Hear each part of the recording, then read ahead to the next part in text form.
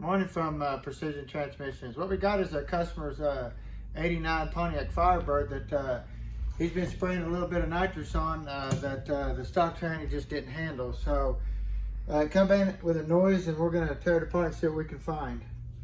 So let's see what we got. This is just your standard 460E tranny. It's got your governor in it that controls your ups and down shifts a little bit. So this does have a electric speedometer, and I did want to get into a little bit of speedometer because I've never done it before. But this is a electronic speedometer, but it's a gear drive where they physically have a gear inside like this one that turns the electronic part of it and gives it electronic signal. Well, then they went to a gear drive, which looks like this, and a cable goes on it that turns it like this. And then they went to electronic style that looks like this, that has a counter here, and then your electronic here like this. This is magnetic. Actually, you see it stick to it like that. That counts it. And then they went to this style later on too. So they've changed it up quite a bit. But I want to kind of go into a little detail on that a little bit because I've never done it. So let's get this thing apart.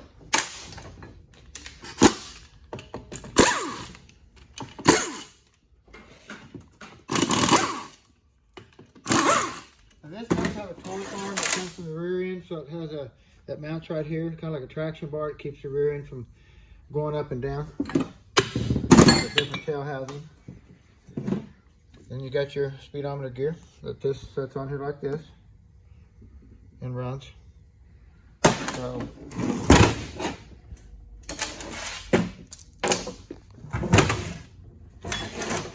I believe this is just a stock transmission. I don't think it's ever been into. It had some nice headers and stuff on it, but I don't think it's ever been into. And I'm not sure how big a NITROUS kit he's spraying on it, but I guess it didn't take very long to take it out. Now it does have a little bit different servo apply for your band. It's not a Corvette as small as a Corvette, but it's not as big as your other ones neither, so.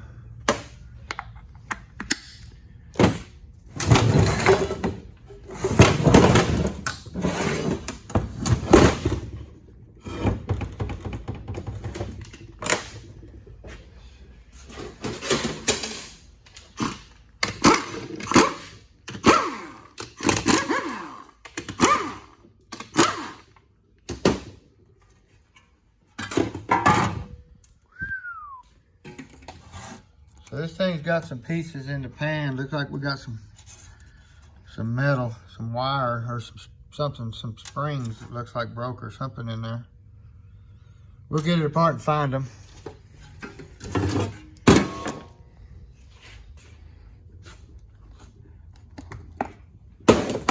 Now I showed this the last time in one of my other videos. These filters got a seal on them right here.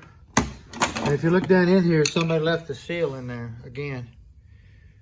The last video I showed that too. When you leave that in there like that, it pushes a lot of pressure on this neck right here, and it'll crack it because this pushes on the bottom of the pan too much. You need to pull it out of there when you service your tranny. If you do it at home or something like that, get that out of there.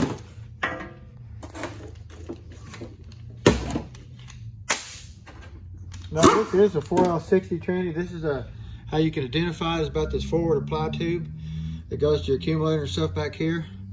A 700 does not have that. And then your 4L60Es and stuff doesn't have it neither. It's got all your solenoids and stuff like that. So this here's your passing gear, detent lever and stuff, your TV pressure. When you push the gas pedal down, it pushes in this lever right here. You let out the gas, it comes back. What happens if you leave that loose? It's not good if you leave that loose. We don't like to do carry-outs because if this cable isn't adjusted right, this tranny will not last around the block. So this is considered TV pressure, but it doesn't control holding pressure. It controls shift pressure, TV pressure. So if you leave this loose, the tranny will shift out at 60 pounds on the floor instead of 180 pounds on the floor. So it don't take long to wipe this out. Mandatory. We see it a lot. The cable just up on the carburetor just clicks. A couple clicks can make a big difference on whether it's right or wrong.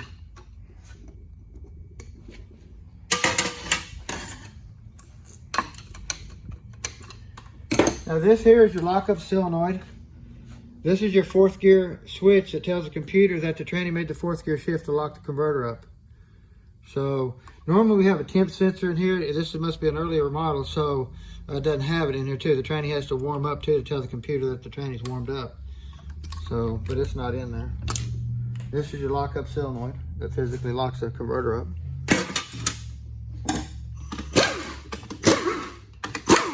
Of course, we have your 1-2 accumulator right here. This controls the feel of your shift for 2nd gear.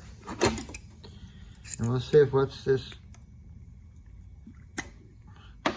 Well, he's got it. They got it blocked completely off.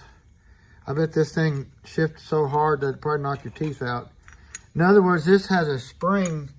You take these out, and this piston goes to the bottom and has a spring on it, so it applies that spring to soften the 2nd gear shift. If you block this plumb off, I mean, this thing will hit so hard it'll jaw your teeth. And that's probably what we're going to find in here, that why we have problems with this tranny. It's probably broke inside because it just shifts too hard. And people don't think you can make a tranny shift too hard. You physically can. Man, the buildup in there. Yeah. What we do, instead of making our tranny shift real hard, we try to make our shift shorter. So if it takes this long to make a 2nd gear shift, we want to cut that shift in half. We don't want to make it have a bang shift to get there. We just want to make the shift shorter. So when our shifts shift, it just really pops the pack really nice. So if you make a diesel shift hard, I mean, they just break stuff. So a diesel, you want to make them shift really short shifts.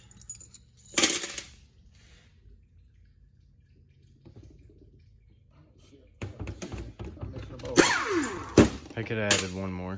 Yeah. Keep this off here.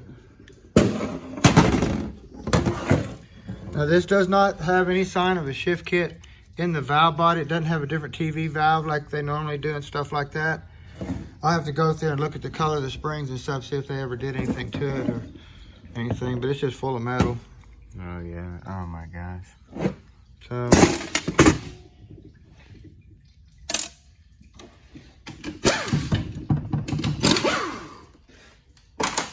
now this is your forward accumulator that they added on the 4L60 tranny compared to the 700.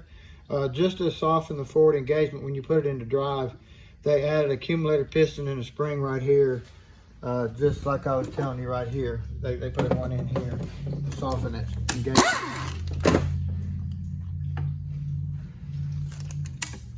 I tell you a little secret too, these are bad about burning up your 3/4 clutch. This is your 3/4 clutch apply right here. A lot of times they don't have a hole right here. You always want to go in there and drill that hole and put a hole right here. Lay your gasket on there and drill that hole out to about, I don't know, 70, 80 thousandths. It makes them shift really nice. If that hole's not there, then that's pretty much why you lost 3rd gear. I mean, this is a really common problem. We have bulletins on them that I have from years back of that hole not being there. This thing is pretty old, so they ain't made it for a long time. Now, he did this the same way. He went in here and blocked the 3/4 apply piston, accumulator piston here, I mean, to soften it. He put this spacer in there that blocks it. We block it anyway too, but we do it just a different way. But you can see how much metal's in this train. Wow. Been going down for a while. Of course, this is all your parts right here. When you move this lever here, it pushes on this lever here and it locks it into park. Like that, so.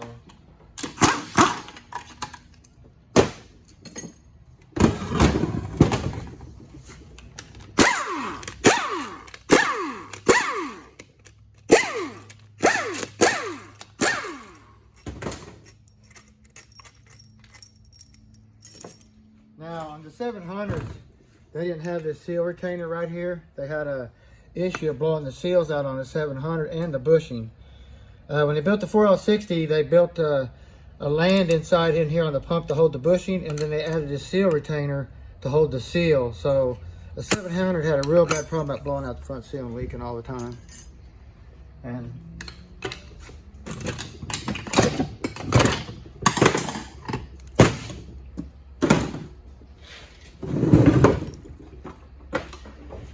now this is the pump right here. I'm looking to see if it has any type of 13 vein number on it. A lot of them will have a 13V, which means 13 vein for the pump inside. Now, when we rebuild this back, we will upgrade the pump to a 13 vein and change it up. And see, this is just a stock pump. It's really in good shape. For how much metal's in it. That is amazing. It just tells you how much your filter will save you. Now, this is a new rotor here that you can see there's only so many paddles here in this pump. And then we'll come in here and add a new complete slide and rotor and everything in here that has 13 paddles. It just makes the pump so much superior over what we're fixing to do to it. And then even whether it's your grandmother's car, your race car, anything like that, it always gets a 13 vein pump right here. So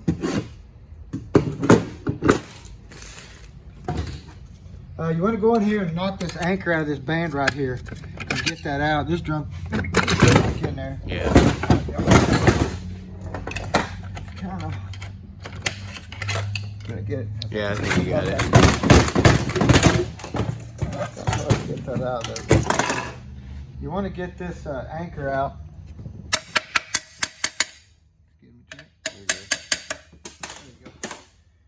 You need to get that out of there kind of before you pull this band or that drum out, to get that out of that hole like that, because if not, this band hangs right here on this ledge and you just cannot pull it out. Now this does have a stock band in it from GM. It's never been touched, it doesn't look like. It's a narrow band where we come in here and put a big wide band in here that covers the whole drum, where this band here just barely even fits the drum. I mean, there's a lot of left space on the drum the band could grab. So you always want to look at these drums and make sure they're flat. We'll take a file, set it across here like this, and make sure you don't see no daylight like that. If this looks pretty good, beveled in like this drum is wore out. It cannot be used.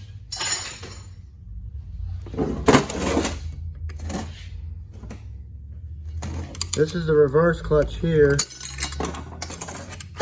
This clutch is only used in reverse only. Other than that, it's just cruising on down the road. We're trying to get down here, see if we can find our culprits yet. We ain't got to our springs that we found in the pan. Now this is your 3/4 clutch pack right here.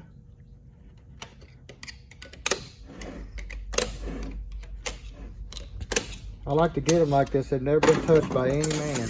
Well, at first they did, but not at the moment. But they do have the load springs in. You always want to leave them in there. Okay, here we just seen some spring stuff down in here, so we're gonna find it. This is your 3/4 clutch. There's only 6 of them. The one we put back in will be 14. And then you always put your load springs back in there.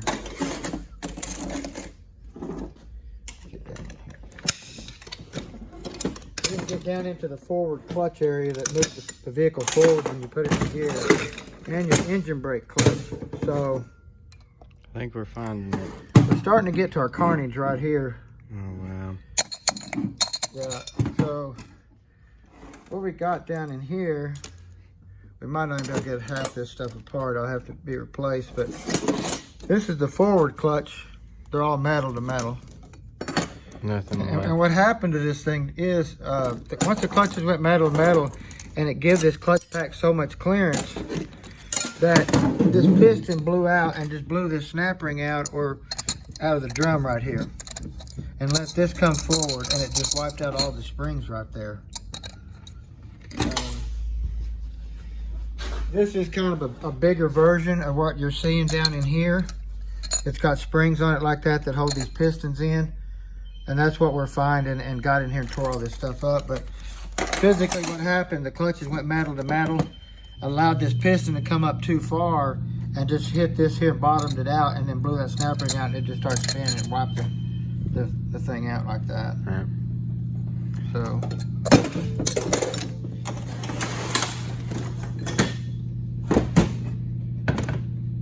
now when you get metal like that in these trannies, you have to clean them so clean when you build these 700s back, or excuse me, these 4L60s back, or a 700, because they do not like metal. And after a rebuild, on top of that, there's so much metal you can just touch it and slide it. See how you can move that on there? Every bit of that's got to come off. These trannies are to be hand cleaned, and each part will be set in the tranny right after it's been cleaned. This is your forward planet right here, the ring gear, and then the sun gear. They make these in 5-pinion and 6-pinion. This is a washer style hub. Now when we go back with a washer style hub, we will physically go back with a lot wider washer. You can see the difference in the washer of the surface and what the surface area looks like. It just covers so much more area. Or we go back with a roller bearing, just depending on the application. So, but you can put a wider washer in there and give it a lot better area to work. So. Now this is a sun gear shell that everybody hears about losing reverse or second and overdrive. This will strip right here, or this will break off. When we build them back, we put a hard one in here. It's still a lightweight shell, but this has all been heat treated and hardened right here. What happens is when you're backing up, putting it in drive, when you come, before you come to a stop, it just beats this to death after a period of time. You don't realize you're doing it, but you are. Or even a fast idle can cause it when you put it in gear. This is what we call sun gear.